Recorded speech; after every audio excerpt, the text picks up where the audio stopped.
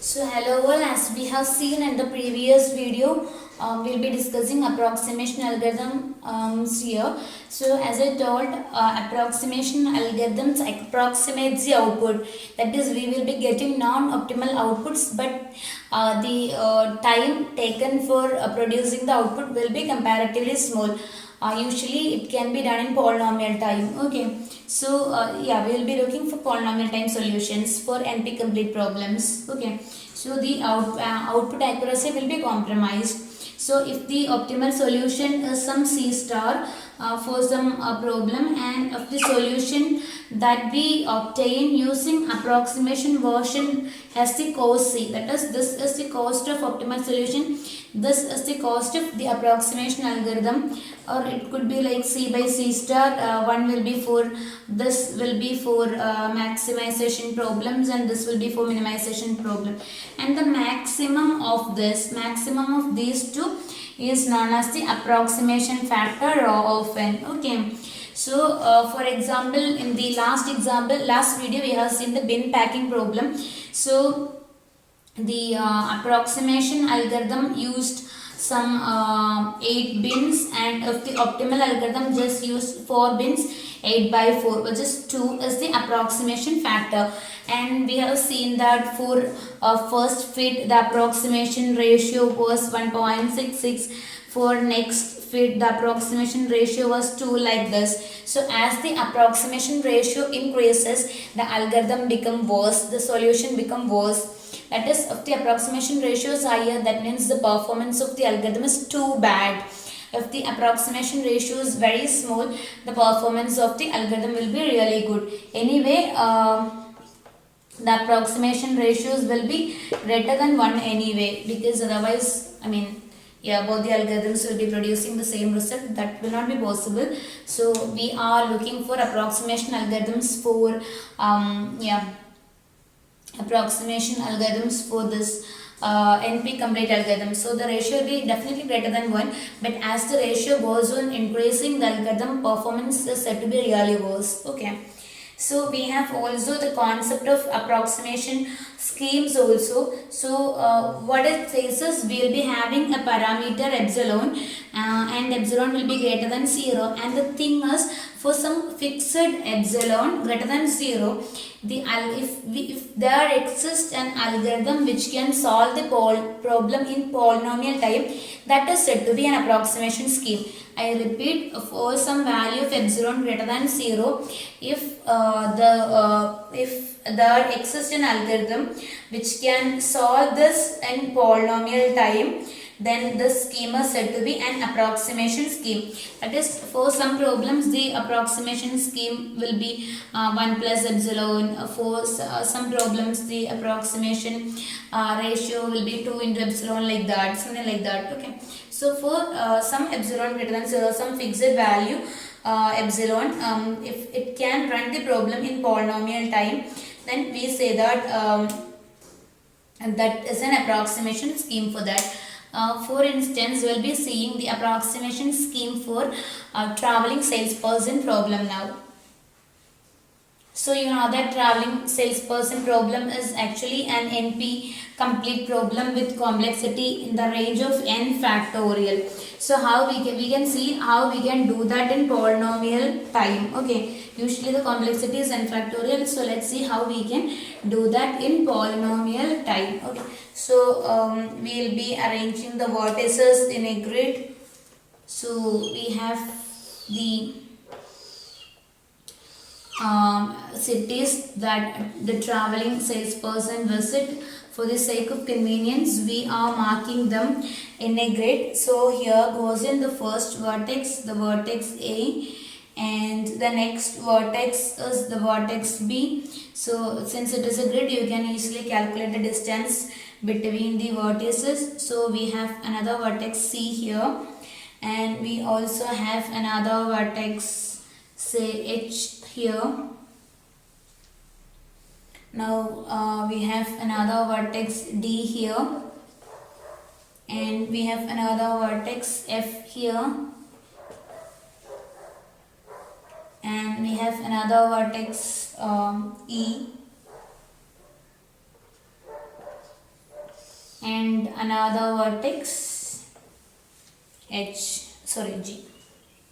So this is the grid arrangement for the vertices. So these are the arrangement of vertices in traveling salesperson problem, and we have to, this indicates the distance between the vertices. So this is a distance of 2 from A to B. This again is a distance of 2 from A to D.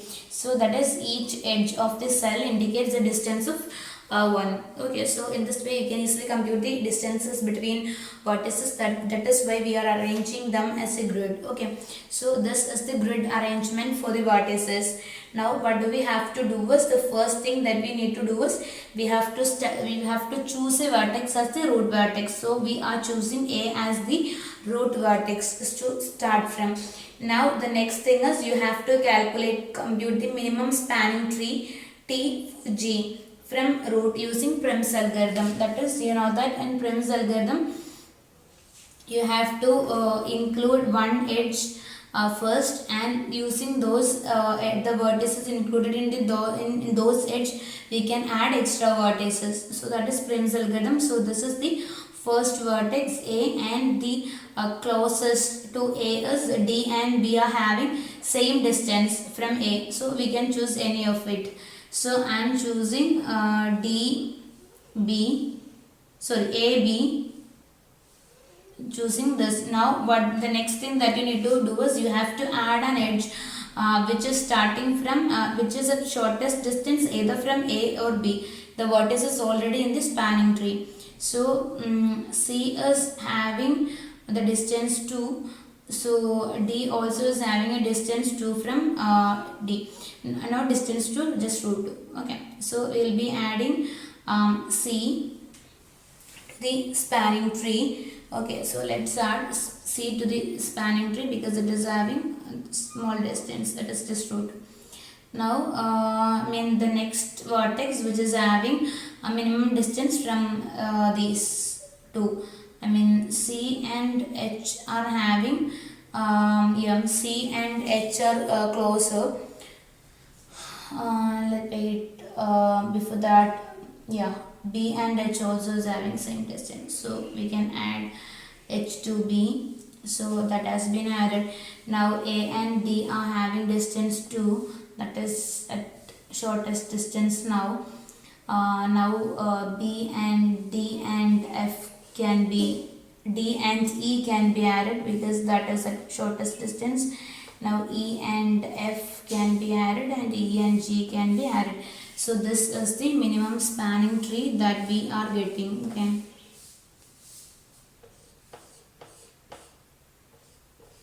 so this is the minimum spanning tree. So the second step was to get the minimum spanning tree. The next step is to get the list of vertices in the pre-order traversal. So you know that pre-order traversal is root left right. So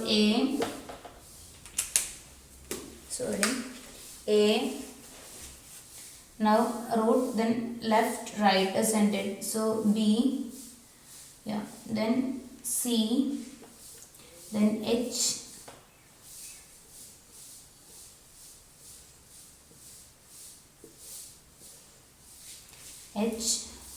then root left is over. Now right. So D, then E, then F, G. So that is the pre-order traversal. Now what you have to do is, you have to return the Hamiltonian cycle which is visiting the vertices in the pre-order traversal order. So the Hamiltonian cycle is visiting every vertex exactly once. So A, B, C. Now you can't visit B once again back because B has already been visited. So H, so A to B, B to C, now C to H, now H to it should be in the pre-order walk order also. So D, now D to E, now E to F, and F to G. So the graph order is, we have visited A first, then B, then C, then H, then D, then E, then F, then G, and back to A. So this is the Hamiltonian cycle that we have got using this particular traversal. And if we look at this, you can get that the cost of it is 19.074 is the cost, but that is the cost that we got using approximation version. But if you are looking, if you implement the original algorithm, you could see that the cost of it will be, I mean, the two will be like A, B, C, H, A, B, C, H, F, G, E, D, A. So this is the original tour that we will get, and the cost of it is just 14.715. And we could see that when we are using approximation version, the cost is high, but we could do it very fast. The original complexity is order of n factorial, but when we do this, we just have to visit the vertices. We just have to process the pre-order traversal of the tree and the spanning tree. So the complexity is order of just v square instead of order of n factorial. V factorial in this case here. If we are taking vertices, v factorial. So yeah. This approximation algorithm is actually a two approximation algorithm, that is the maximum time and the maximum cost that it will take us double of this, that is 28.715 is the maximum cost it will take, because TSP is actually two approximation algorithm, that is maximum approximation factor it can take us 2. So again, this is a good deal if time is more important and the complexity is not that important. Okay. So that is that is how the approximation algorithm for TSP works. Hope this is clear. In the next video we will see approximation algorithm for vertex cover. Thank you.